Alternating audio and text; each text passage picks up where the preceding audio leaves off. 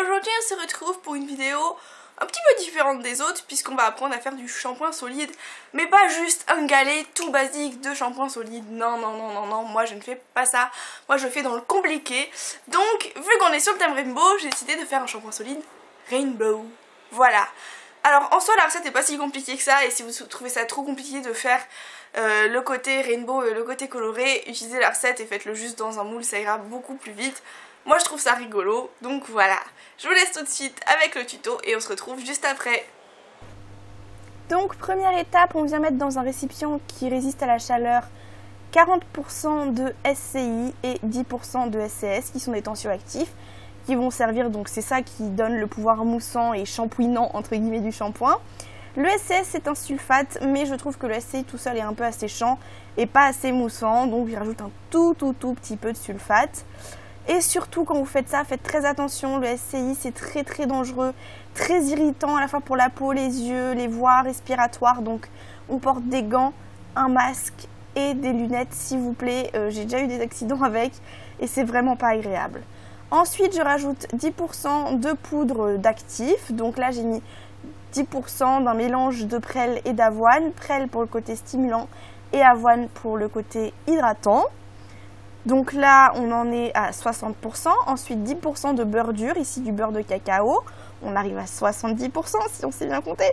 Ensuite 10% de beurre mou, donc du beurre de karité, on arrive à 80%.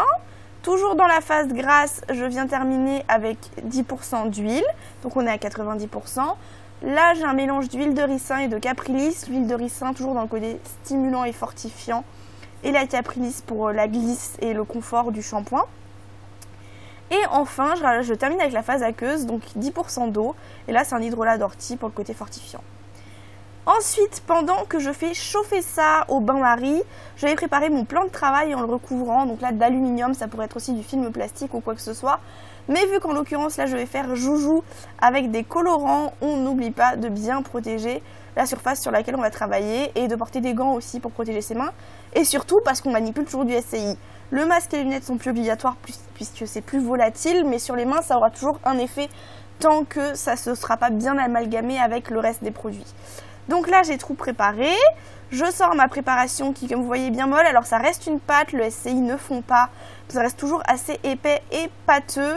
Si jamais vous réussissez vraiment pas à le faire fondre, rajoutez un tout petit peu d'eau, mais faites attention à ce que ça ne devienne pas trop liquide et du coup que ça ne prenne pas trop de temps à sécher. Là, il faudrait idéalement que la pâte durcisse un peu, mais je vous avoue qu'il faisait très chaud dans mon appartement et que du coup la température du mélange n'arrivait pas à descendre. J'étais un petit peu beaucoup désespérée, et oui. Du coup, j'ai quand même essayé de faire attendre, mais j'ai abandonné et vous verrez par la suite que ça m'a posé pas mal de problèmes de ne pas avoir une pâte assez dure. Donc, vu que je vais faire joujou avec des colorants, en plus des colorants, n'oubliez pas de l'oxyde de zinc si vous utilisez comme moi des poudres colorées dans votre préparation. Donc moi j'ai utilisé des poudres avec une couleur un peu verdâtre. Donc pour blanchir, pour pouvoir ensuite rajouter mes colorants et qu'on voit la vraie couleur du colorant, on rajoute un petit peu d'oxyde de zinc, ça n'a rien de néfaste sur les cheveux. Donc je viens rajouter mon empâtage blanc ou oxyde de zinc, 2 cuillères à café. Ça c'est à l'œil et c'est à vous de voir, hein, ça dépend quelle poudre vous avez utilisé ou quelle ingrédients en particulier vous avez utilisé, ça pourrait aussi être l'huile qui aurait coloré la préparation. Là moi j'ai utilisé des poudres verdâtres, donc enfin une poudre verdâtre, donc ça a bien pris une teinte bien vert marécageux, c'est pour ça que je viens rajouter pas mal d'empâtage blanc. Et je viens rajouter mon odeur, ne l'oublions pas, là c'est l'huile essentielle de pamplemousse, j'aime beaucoup, c'est très frais dans un shampoing, c'est purifiant, pamplemousse et orange dans des shampoings j'adore. Mais le problème c'est que pamplemousse et orange, enfin orange moins mais pamplemousse oui, réagissent au soleil et on est en été. Donc voilà, faites attention, soit prenez une huile essentielle sans fuourmarine, soit prenez une autre odeur ou une autre fragrance. Ça peut agresser votre cuir chevelu en réagissant au soleil et en tout cas ça peut vous faire vous éclaircir les cheveux, mais ça ne sera pas uniforme, donc voilà, je vous le déconseille. Donc là, je suis venue rajouter le reste de mon empâtage blanc. Je mélange bien pour pas avoir de grains. Comme je le disais la dernière fois, le problème avec les produits Aromazone, c'est que leurs poudres, ils les font en très grande quantité. Et le packaging qui est pas assez étanche pour éviter que l'humidité pénètre à l'intérieur. Et moi malheureusement mon empâtage blanc, enfin mon oxyde de zinc, donc c'est la même chose, hein, a pris un peu l'humidité et j'ai des petits grains dedans. Donc voilà, si vous voyez des grains blancs, c'est pas la fin du monde, mais c'est désagréable. Ensuite, je suis venue préparer un emporte-pièce. Si vous avez un moule à muffins de la bonne taille ou des moules autres, mais plutôt des moules où on peut pousser le fond pour pouvoir ensuite démouler votre galet à la fin, je vous le conseille. Donc moi je suis venue prendre un emporte-pièce que j'ai entouré de film plastique pour pouvoir bien le démouler. Et malheureusement mon film plastique n'a pas tenu, vous allez voir ça par la suite, mais c'est très marrant. Donc je viens prendre une petite portion de ma préparation, ça c'est pour l'effet arc-en-ciel. Si vous ne souhaitez pas l'effet arc-en-ciel, vous arrêtez là, hein. Il n'y a même pas besoin de mettre l'empâtage blanc, juste l'odeur, on coule dans un moule et c'est fini. Enfin on coule entre guillemets, on écrase dans un moule plutôt avec ce genre de préparation. Donc je viens commencer avec la couleur bleue, j'en mets pareil une demi-cuillère à café de colorant, là c'est de l'oxyde bleu, donc je touille, je touille, je touille, je touille et je touille encore pour bien mélanger de façon homogène. Et oui, alors j'avais mis au début un quart de cuillère parce que j'avais pas trop idée de ce qu'il fallait mettre, donc au final c'est bien une bonne demi-cuillère à café qu'il faut mettre dans le mélange. Après encore une fois ça dépend de la couleur de votre base, si mon mélange a été plus blanc à la base j'aurais sans doute eu besoin d'en mettre moins. Et une fois que mon mélange est bien bleu, je viens le déposer au fond de mon emporte-pièce. Alors malheureusement pour moi il faisait trop chaud l'après-midi où j'ai fait ça. Et du coup comment dire, la pâte en fait ne refroidissait pas et ne prenait pas. Elle a pris la nuit pour en fait la nuit il a fait assez frais pour qu'il refroidisse tout simplement. Donc voilà, ça refroidissait pas. Maintenant c'est bien dur, hein, il n'y a absolument aucun souci, ça a bien durci depuis. Mais à ce moment là ça voulait pas et du coup ma pâte est un peu collante et j'ai eu beaucoup de mal à la transférer de mon récipient à mon emporte-pièce. Vous allez voir, ça a été une galère cette recette.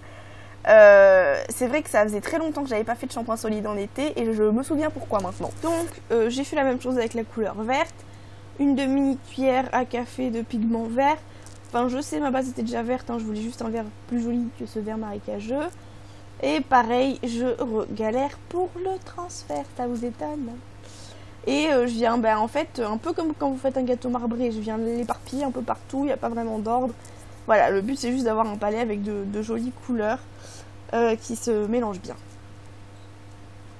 Et n'hésitez pas à écraser, hein, parce que comme je disais c'est une pâte, donc ça va pas couler, ça va rester en place, donc n'hésitez pas à écraser votre préparation, soit avec vos doigts, soit avec la spatule. Moi encore une fois c'était trop collant pour que je puisse écraser malheureusement. J'ai essayé avec la spatule et avec les doigts et en fait ça se redécollait, ça revenait se coller avec à mes doigts parce que c'était trop chaud. J'ai quand même réussi à l'écraser un petit peu plus quelques heures plus tard, mais voilà. Entre temps il s'était passé beaucoup trop d'heures. Enfin, en fait voilà, j'avais pas le choix, fallait que je le laisse, donc sur le moment c'était trop mou et plusieurs heures plus tard c'était trop dur parce que ça faisait plusieurs heures. Donc là je continue avec ma couleur jaune, celle-là c'est un peu la couleur compliquée n'est-ce pas, parce que faire une couleur claire sur un mélange qui n'est pas clair de base c'est tendu. Donc là je suis carrément venue mettre une bonne cuillère à café, hein, parce que là on est sur une couleur claire, donc pour qu'elle ressorte sur le verre j'ai mis une bonne cuillère à café. Et après ça donc j'obtiens un jaune ocre, voilà, j'obtiens pas un jaune poussin, mais de toute façon le pigment que j'ai utilisé c'est de l'ocre jaune. Ah oui je crois que j'ai oublié, mais pour le vert c'était l'oxyde vert, donc j'ai fait oxyde bleu, oxyde vert, ocre jaune et après vous allez voir, donc après il me reste le orange et le rouge rosé à faire. Donc j'ai fini d'ajouter le jaune, je passe au orange, donc il y a un mélange de jaune et de mica cuivre. En plus ça a un aspect brillant. Je vous conseille pas forcément d'utiliser trop de mica dans vos shampoings parce que les mica ont tendance à rester sur les cheveux et des fois c'est pas très discret et ça se voit en fait. C'est surtout que ça se répartit pas uniformément, sinon c'est très joli de se mettre du mica sur les cheveux, ça les fait bien briller.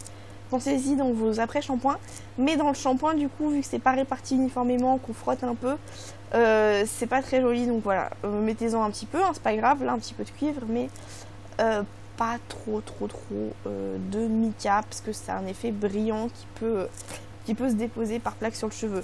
Ah, j'ai oublié de vous dire, ne vous inquiétez pas de la couleur sur vos cheveux, hein, elle ne reste pas, ça reste un shampoing, donc il n'y a absolument pas de risque de rester avec la couleur sur le cheveu, Sauf encore une fois pour le mica qui a ce petit aspect un petit peu brillant, et puis le mica c'est un petit peu plus fin et plus collant que l'oxyde ou l'ocre, qui sont plus des terres qui se nettoient très facilement en se rinçant à l'eau.